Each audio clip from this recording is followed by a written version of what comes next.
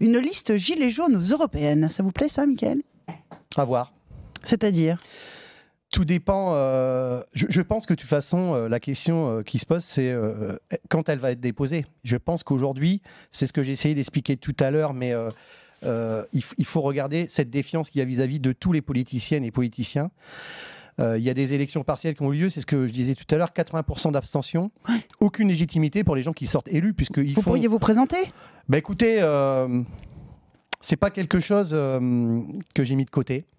Très sincèrement, je pense qu'on est une poignée de syndicalistes, de personnes qui viennent de partout.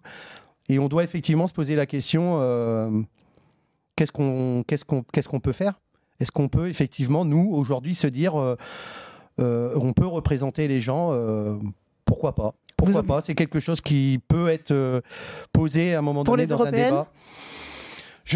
Vous savez, aujourd'hui, les européennes, ce qui va arriver en avant, c'est le taux énorme de l'abstention. C'est-à-dire qu'aujourd'hui, les gens pensent que l'Europe est le mal de tout. Vous avez le temps de monter une liste et de vous présenter. On peut effectivement mettre autour du débat, avec pourquoi pas, avec un certain nombre de camarades, qu'ils soient syndicalistes, militants associatifs ou autres.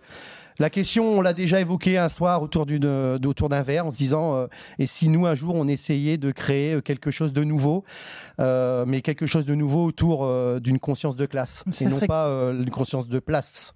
Il faudrait créer un mouvement, un parti, où vous iriez, vous rejoindriez... Je pense qu'aujourd'hui, les cartes ont été tellement rebattues que tout est possible, tout reste à faire, et je préfère que nous, on prenne les choses en main avec une idée bien particulière de comment on va arriver à éradiquer la problématique, en réalité, d'un côté d'une finance où une poignée se partage 90% des richesses et les autres sont en train de crever la gueule ouverte. Je fais partie de ceux qui ont subi, continuent à subir, et je n'ai plus envie qu'on subisse et que mon gamin subisse, vous comprenez ?